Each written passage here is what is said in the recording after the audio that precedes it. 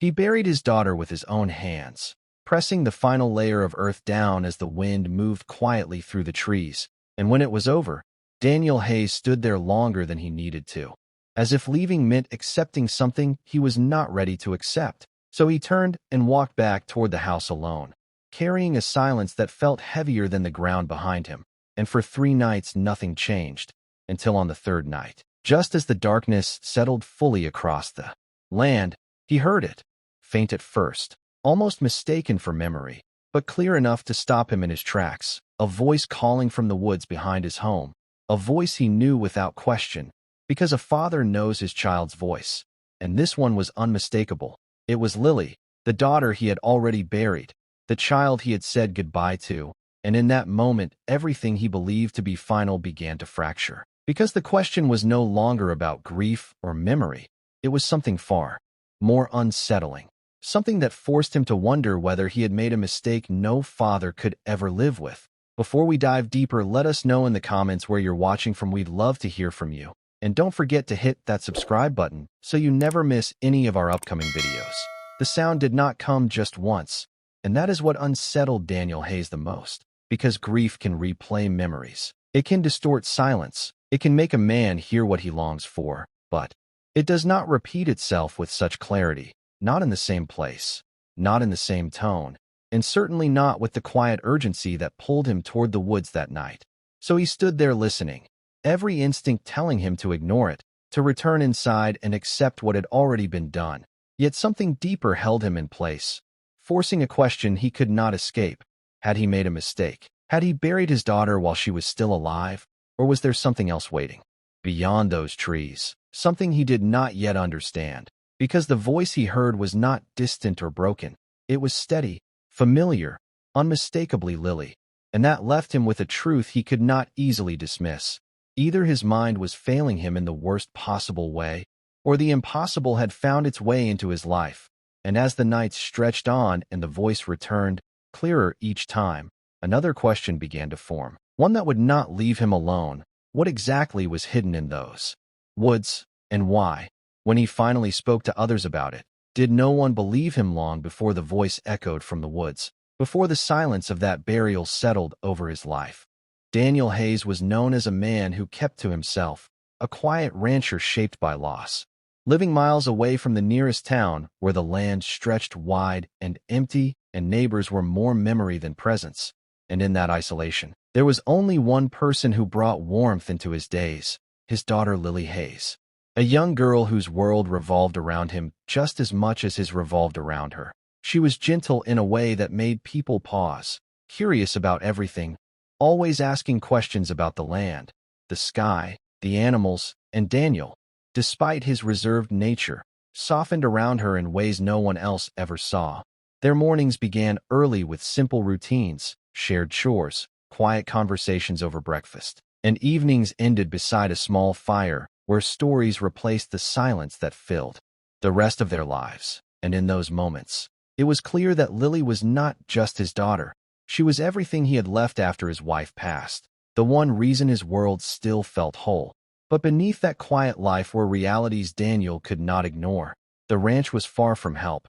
The nearest doctor was a long journey away, and years of living alone had taught him to rely only on himself, to question outsiders, to handle problems without asking for assistance. And while that independence had carried him through difficult times before, it also created a fragile kind of vulnerability, one that would only become visible when something went wrong. Because out there, with no one close enough to intervene, every decision mattered more, every mistake carried weight. And Daniel had no way of knowing that the life he had carefully built with Lily was already moving toward a moment that would test everything he believed, everything he trusted, and everything he thought he understood about protecting the person he loved most. It began without warning, the kind of shift so small at first that it could be mistaken for fatigue, a quiet change in Lily Hayes that Daniel noticed only because he knew her so well. She was slower that morning, less talkative, her usual curiosity replaced with a distant look that made him pause. And by the afternoon her condition worsened in ways he could not explain. Her skin grew warm, her movements weaker, and as the hours passed the strength she once carried so lightly seemed to slip away from her. Daniel did what he had always done, what he trusted. Most, he relied on himself, using what little knowledge he had, trying to keep her comfortable, convincing himself that it would pass, that by morning she would be herself again. But the storm arrived before the night settled. Heavy winds, relentless rain, cutting off any chance of reaching town, leaving them completely alone with a situation he could no longer control. And then it happened, quietly, almost without resistance. Lily became still, her breathing so faint it was nearly impossible to detect, her body unresponsive to his voice. And in that moment Daniel felt something shift inside him. Something final. He checked her pulse carefully, once, then again, and felt nothing. No movement, no sign. Only silence where there should have been life. And without anyone to confirm what he feared, without any voice to challenge his conclusion, he made a decision no parent should ever have to make. He accepted that she was gone. And by morning, under a sky that had cleared too quickly, Daniel Hayes buried his daughter behind the ranch. The process quiet, rushed, filled with a grief too heavy to fully process. Each motion mechanical, each moment unreal. And when it was over, when the earth had been placed back and the space returned to stillness, he stood there longer than he could explain, because something about that moment, something deep and difficult to define, did not sit right with him, a feeling he could not name, but one that refused to leave even as he turned away and walked back toward the house alone. The first night passed in complete silence, a kind of stillness that felt almost respectful, as if the land itself understood what had been lost and chose not to disturb it. And Daniel Hayes lay awake for hours, staring into the dark, replaying every moment from that day, every decision, every second he wished he could take back. But nothing came, no sound, no movement. Only the quiet weight of grief settling deeper into his chest, and by morning he convinced himself that this was how it would be, that time would slowly carry him forward whether he was ready or not. But the second night was different, subtle at first, easy to dismiss, a faint disturbance somewhere beyond the house, something carried by the wind that he could not quite place. He paused, listening carefully, but it faded too quickly to hold on to, leaving him uncertain whether it had been real at all. And he told himself it was nothing, just the mind trying to fill a silence it could not accept. Yet when the third night came, the distance between doubt and certainty disappeared completely, because this time the sound was clear, unmistakable, a single word breaking through the darkness with a familiarity that sent a cold stillness through him. Dad. And Daniel froze where he stood, every part of him resisting what he had just heard, trying to force logic into a moment that refused to obey it. He told himself it was grief, that this was what loss did to a person, that it created echoes where there were none. But then it came again, not weaker, not distorted, but clearer, closer, calling to him from the direction of the woods behind the house. And that was when the fear truly began to settle in, because this was no longer something he could easily explain away. The voice did not fade like a memory. It remained, steady, patient, waiting, and with each passing moment Daniel felt the ground beneath his certainty begin to shift, as a question formed that he could not ignore. If Lily Hayes was truly gone, then who, or what, was calling his name from the place where he had laid her to rest? And as the sound came once more, sharper this time, pulling him toward the darkness beyond the trees, one truth became impossible to deny. This time, it wasn't just in his head. Daniel Hayes did not move immediately, not when the voice called again, not when the silence that followed seemed to wait for his response.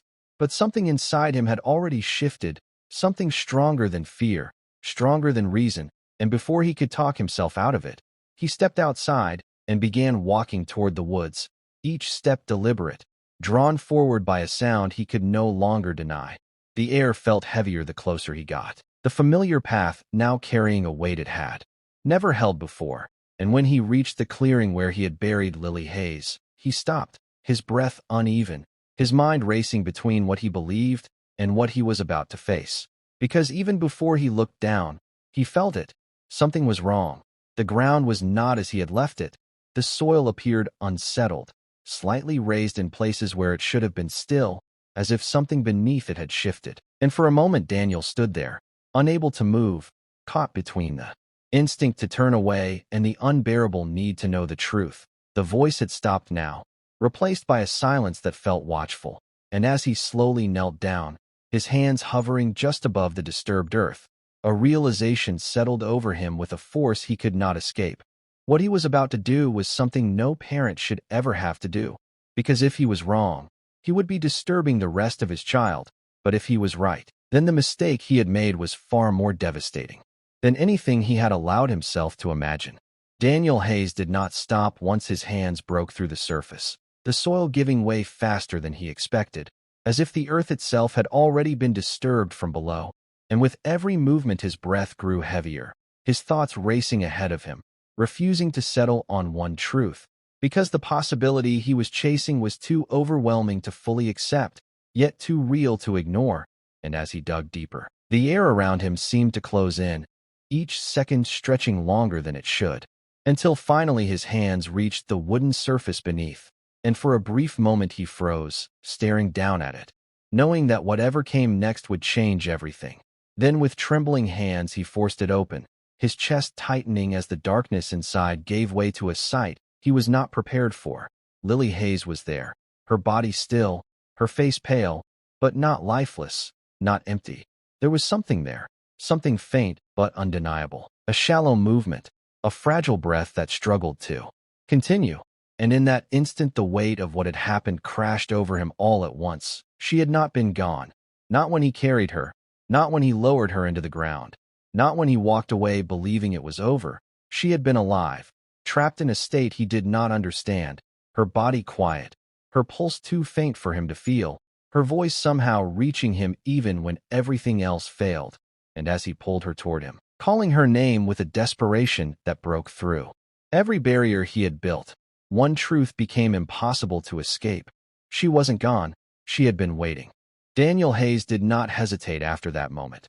Whatever fear had held him back before was gone, replaced by a single purpose that drove every movement he made.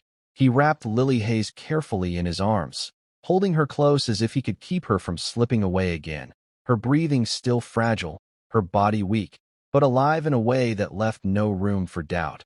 And without wasting another second, he carried her back toward the house, each step faster than the last, his mind focused only on what needed to be done next, because this time he would not rely on guesswork or isolation.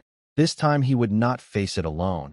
He prepared his horse with shaking hands, secured Lily against him, and rode out into the night, pushing through darkness and distance with a determination that refused to break. The journey longer than it should have been, every moment stretching under the weight of uncertainty, but he did not stop, not until the lights of help finally came into view. And when they did, it marked the end of something that could have taken everything from him. Because Lily survived, not because the situation was understood, not because every decision had been right, but because in the end, he chose to listen, he chose to return, and sometimes, love is not enough to protect the people we care about from harm, but it can be enough to bring them back when everything else fails. And even as the danger passed and the truth settled into something real, one question remained. Quiet but impossible to ignore. If you were in his place, would you have gone back to check?